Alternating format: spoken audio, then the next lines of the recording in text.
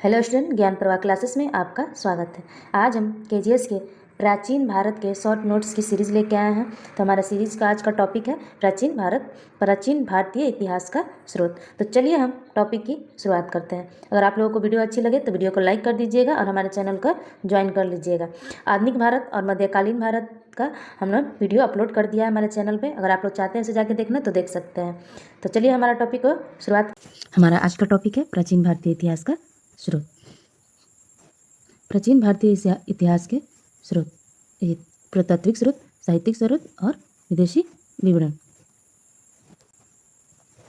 पुरातात्विक स्रोत में हम लोग पढ़ेंगे अभिलेख, सिक्के, मृदवान, मुहरे, स्मारक एवं भवन, मूर्तियाँ और चित्रकला। और साहित्यिक स्रोत है हमारा धार्मिक साहित्य, धर्मेत्तर, लौकिक साहित्य, ब्राह्मण साहित्य, बौद्ध साहित्य और जैन साहित्य। विदेशी यात्रियों का विवरण है यूनान एवं रोम के लेखक, चीनी लेखक और अरबी लेखक। चलिए हम पुरातात्विक स्रोत के बारे में पढ़ते हैं। पुरातात्विक स्रोत जिसमें हमारे प्राचीन वस्तुएं या इमारतों के अवशेष का अध्ययन पुरातात्विक शास्त्र कहलाता है। यानी जो हमारे जो प्राचीन वस्तुएं और इमारतें उसे हम लोग पुरातात्विक शास्त्र कहते हैं। भारतीय पुरातात्विक शास्त्र का पितामह या जनक अलेक्जेंडर कनिंघम को कहा जाता है। जो हमारे पुरातात्विक शास्त्र के जनक है वो हमारे यहाँ अलेक्जेंडर कनिंघम। हम अभिलेखों का अध्ययन पुरालेखक शास्त्र या एपिग्राफी कहलाता है। सबसे प्राचीन भारतीय अभिलेख हड़प्पा कालीन है, परंतु ये पढ़ नहीं सकते हैं। पढ़े गए सबसे प्राचीन अभिलेख अशोक के हैं, जिन्होंने 1837 ईस्वी में जेम्स प्रिंस ने पढ़ने में सफलता पाई थी।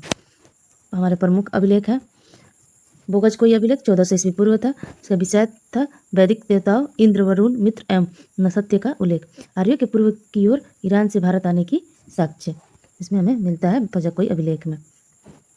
हमारा अभिलेख था मस्की, गुर्जरा और नेतुर और उदयम गोला अभिलेख। इसके शासक थे हमारे अशोक। इसका विषय था अशोक के नाम पे ये उल्लेखनीय था। हमारा जूनागढ़ अभिलेख जो गिरनार अभिलेख भी है, ये हमारे इसका शासक हमारे रहे हैं रुद्र दामन।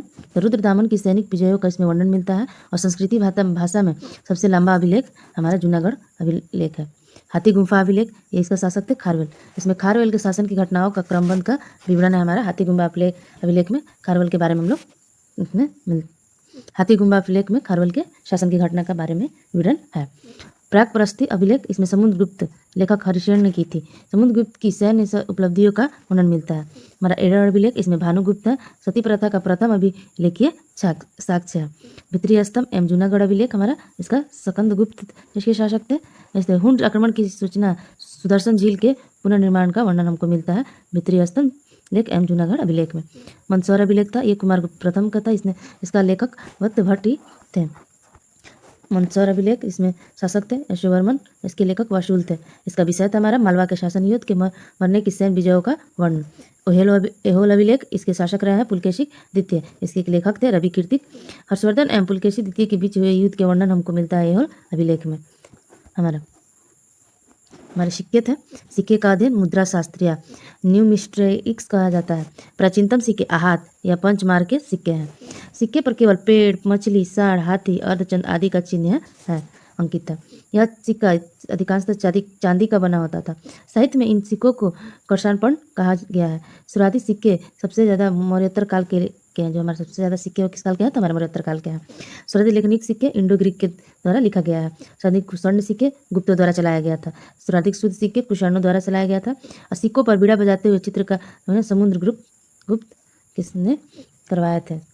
और शीशे के सिक्के सतवाहन द्वारा चलाया गया था। शिव नंदी एवं त्रिशूल आकृति अंकित सिक्का भीम कटफिसद कुषाण शासक ने चलवाया था।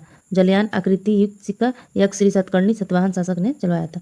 नदी पर आशिम शिव पार्वती उमा महेश की आकृति अंकित करने वाला हमारा हर्षवर्धन थे। मृदभांड, काले एवं लाल मृदभांड, ये हड़प्पा काल के हैं। गेरुवर्णी मृदभांड ये ऋग्वेद काल के हैं। और चित्रित धूसर मृदभांड ये उत्तर वैदिक काल के हैं। उत्तरी कालीन पॉलिशदार मृदभांड ये महाजनपद काल में से मौर्य काल तक है।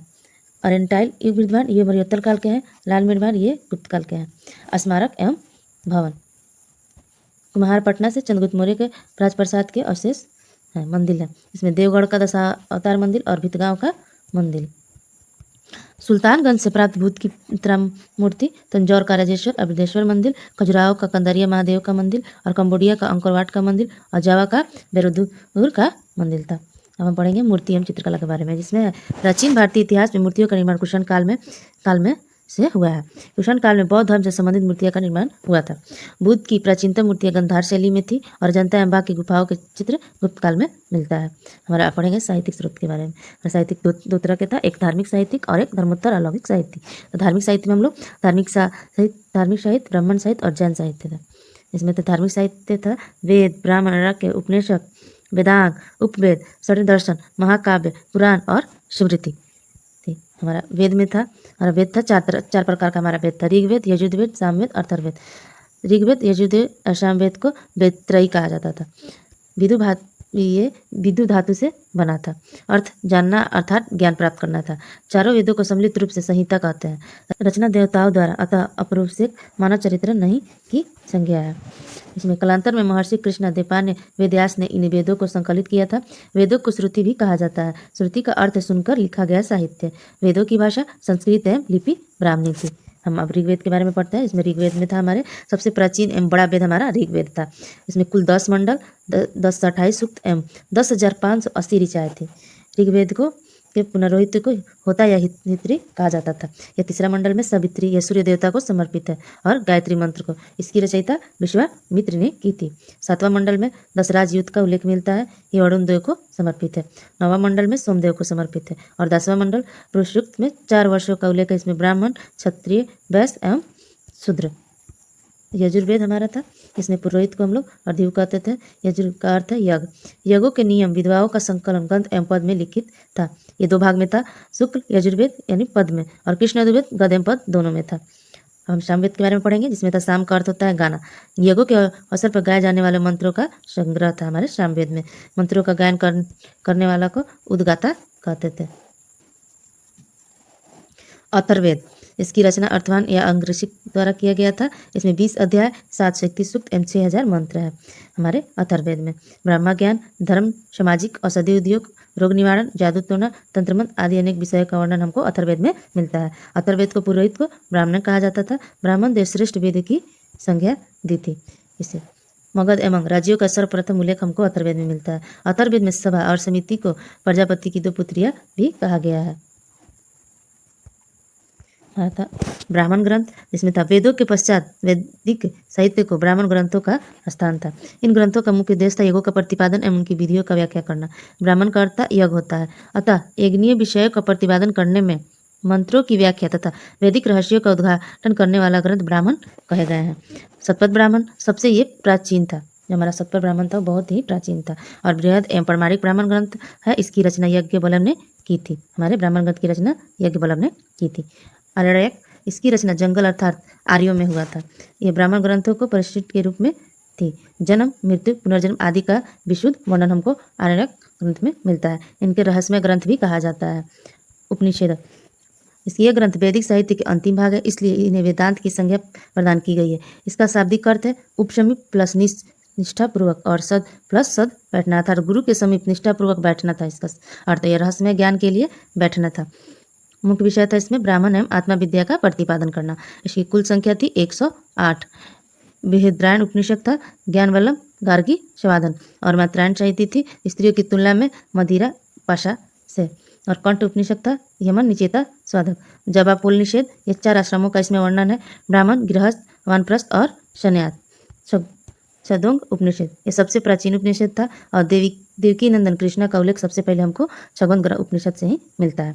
मुंडक उपनिषद ये सत्यमेव जयते है, इस पर आधारित है। यज्ञ की तुलना टूटी फूटी नाव से थी। पढ़ेंगे वेदांत साहित्य था हमारा वेदांग, उपवेद, षड्दर्शन, महाकाव्य, पुराण और स्मृति। वेदांग को सही ढंग से समझने के लिए 6 वेदांग की रचना हुई थी। पहला था उच्चारण विधि से संबंध, दूसरा था हमारा कल्प के नियमों से संबंध और तीसरा था व्याकरण शब्द युक्ति से संबंध, जिसे अष्टधायनी पाणिनि ने की थी। ज्योतिष, वैदिक योगों तथा अनुष्ठानों का समय और 5वां था हमारा छंद, पदों को चरण में सूत्रबद्ध करने के लिए और 6ठा था हमारा निरुक्त, वेदों के कठिन शब्दों की व्याख्या के लिए यास निरुक्त की रचना की थी। कल्प संख्या के 3 भाग थे। इसमें पहला था हमारा श्रुत सूत्र, यज्ञ से संबंधित नियमों का वर्णन इसमें मिलता है। श्रुत सूत्र का एक भाग शुल्क सूत्र है, जिसे यज्ञ वेदिकों को नापने आदि का उल्लेख है। इसे भारतीय रेखा गणित ज्यामितीय का विकास हुआ था। दूसरा था हमारा गृह सूत्र, इसे गृह स्वयं से संबंधित अनुष्ठान एवं कर्तव्यों का वर्णन मिलता है। तीसरा था हमारा धर्म सूत्र, इसमें आश्रम व्यवस्था, चारों वर्णों और पुरुषार्थक आदि का वर्णन हमको मिलता है धर्मसूत्र में।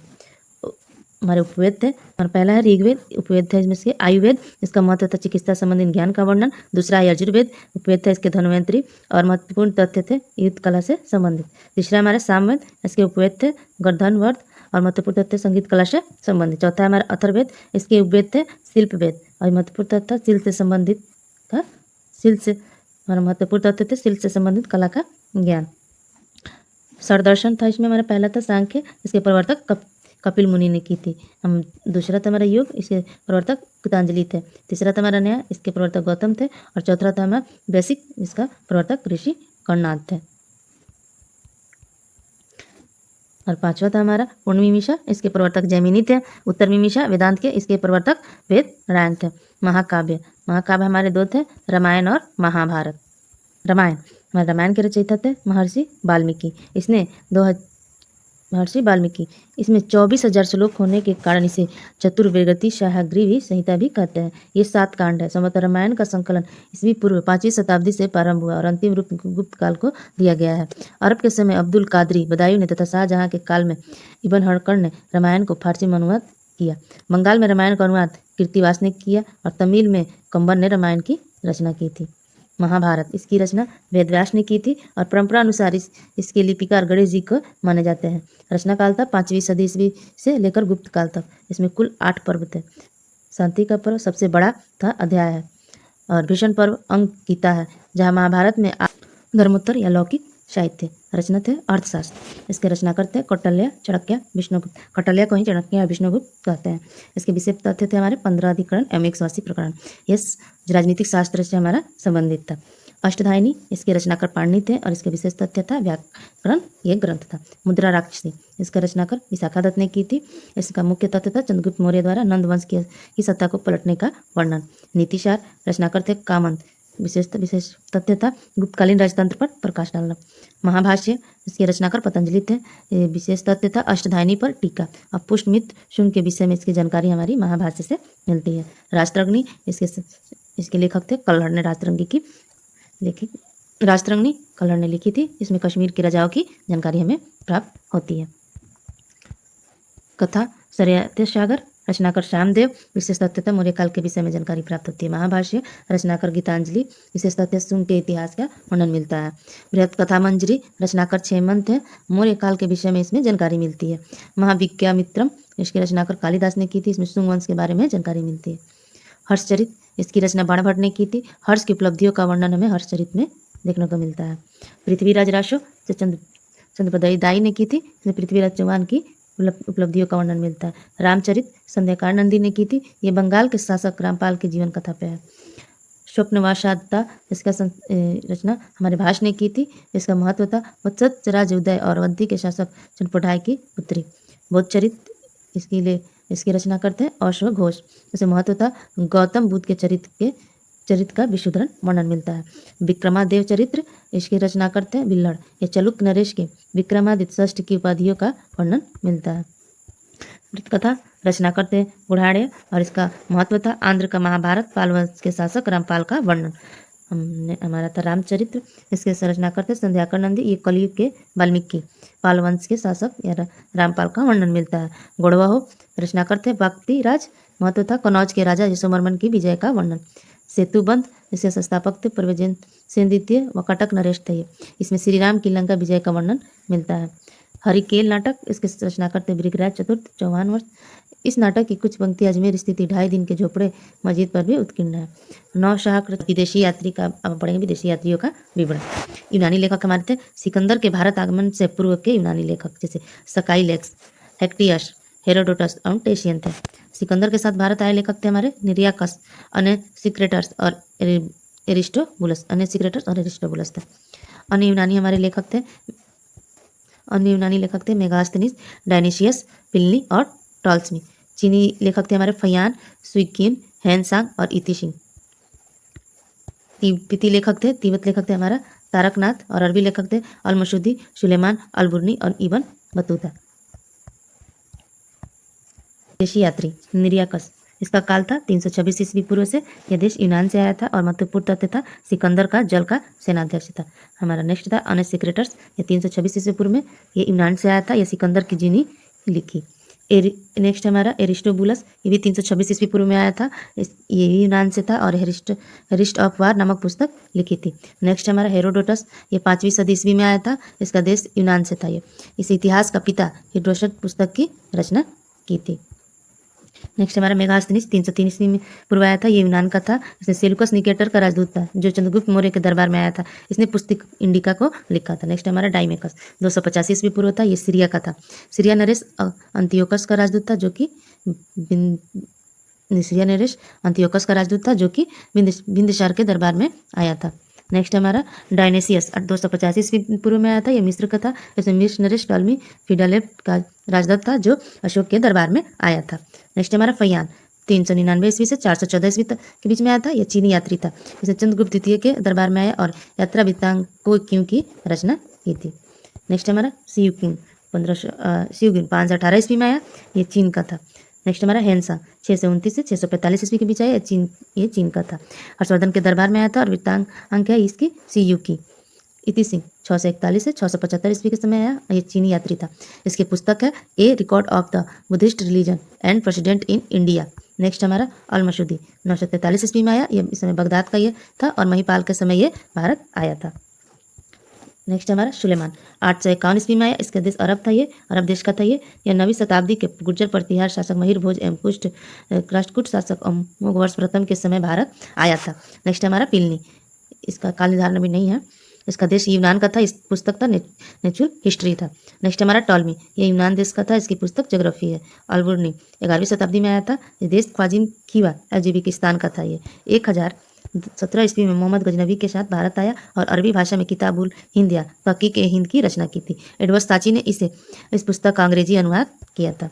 हमारा नेक्स्ट है इबन बतूता 1833 ईस्वी में। ये मोरक्को अफ्रीका से आया था। इसका वृत्तांत था रहला मोहम्मद बिन तुगलक ने उसे दिल्ली का काजी नियुक्त किया था। हमारा नेक्स्ट है तारानाथ, इसे 12वीं शताब्दी में आया था। यह तिब्बत का था। इसकी पुस्तक थी क्यूम एव तंग। अगर वीडियो अच्छी लगे तो आप लोग लाइक कर दीजिएगा और चैनल को ज्वाइन कर लीजिएगा कि हमारे आने वाले नेक्स्ट वीडियो का नोटिफिकेशन आपको मिल सके।